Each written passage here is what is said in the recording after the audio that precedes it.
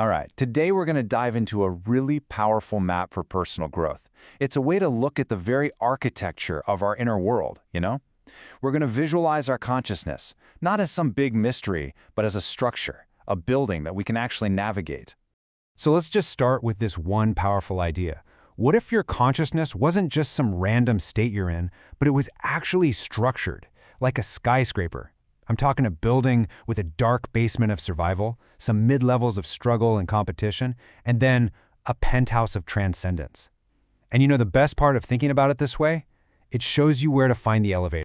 And this is the floor plan. It's called the energetic scale of consciousness. Think of it like a roadmap that actually measures our energetic frequency in joules, all the way from 0 to 1,000. It's an incredible tool that shows us where we are, why we see the world the way we do, and most importantly, how to consciously evolve. Okay, before we even start our climb up this skyscraper, we've got to understand the engine. You know, the thing that drives all the movement on this scale. It's this fundamental dynamic that determines whether we're actually creating our life or just, well, struggling to get through it. So right here, we see this really critical distinction. On one side, you've got force, which operates below 200 joules. This is all rooted in fear. It literally takes energy, and it just feels like a constant uphill battle. But on the other side, you've got power, and this kicks in above 200 joules. It's based in love, it gives energy, and it just naturally attracts support.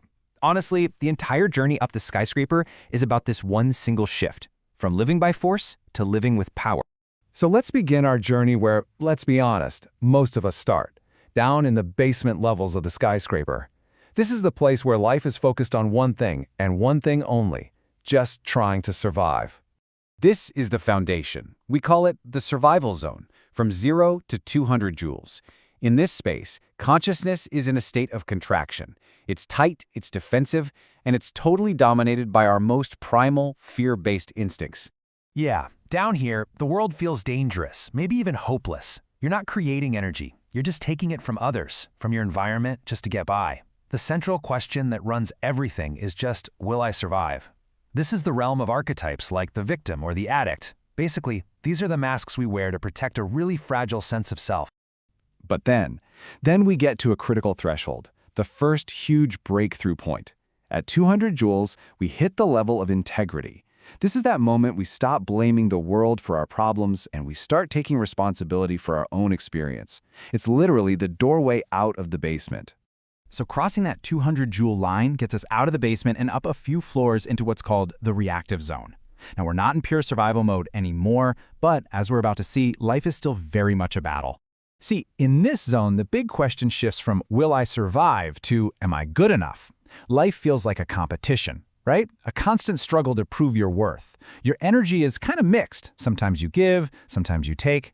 This is the playground of the perfectionist and the controller, those archetypes that are always looking for validation from the outside world. All right, let's move up to the real turning point in our climb, a place where a major, truly life-altering leap happens. This is where the whole game changes. Welcome to the Awakening Zone, which spans from 400 to 600 joules. And look, this isn't just another step up the stairs, it's a profound shift in your entire perspective on what reality even is. In this zone, life stops being a struggle and it starts to feel meaningful. Our energy flow totally flips from taking to consistently giving and contributing. The driving question is no longer about survival or even worthiness, but about purpose. What is my purpose? How can I contribute? This is where we see archetypes like the seeker, the healer, and the creator really start to emerge. So the most crucial point in this whole zone is right at the 500 joule mark. The source material calls this a quantum leap. It's a fundamental paradigm shift where your entire operating system reboots, from one that's based on fear to one that's based on love. It's a huge deal. And this is just a brilliant way to picture the transition. Think of your consciousness like water. Down in that survival zone, it's like ice. It's frozen. It's rigid. Then, in the reactive and awakening zones, it becomes liquid. It's fluid. It's adaptable. But once you get above 600 joules, it turns to steam. It becomes boundless, formless, transcendent. Now, let's get a little glimpse of life in those upper levels of the skyscraper, okay? This is where consciousness truly expands into its highest, most amazing potential. We're talking about the integration and transcendence zones, I mean, these are the states of being that you hear about from mystics and sages, where things like peace, joy, and a sense of total unity become your baseline reality, not just something you feel for a few fleeting moments. And just notice the shift in the questions. In the integration zone, the focus is totally selfless. How can I serve? And life is seen as perfect, complete.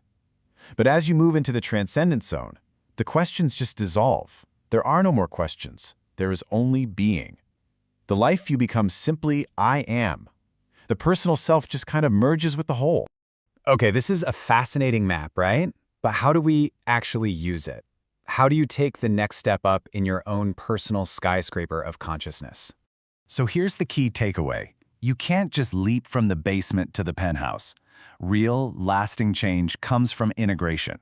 The model suggests focusing on raising your frequency by just one level at a time. That's about 50 to 100 joules. It's all about taking the next achievable step and truly learning the lessons of whatever floor you're on before moving to the next. And this just brings it all home, doesn't it? The journey isn't some grand, impossible quest for perfection. It's about the small, conscious choices we make every single day. So the real question isn't, am I enlightened? The real question is, am I willing to take just one step up today?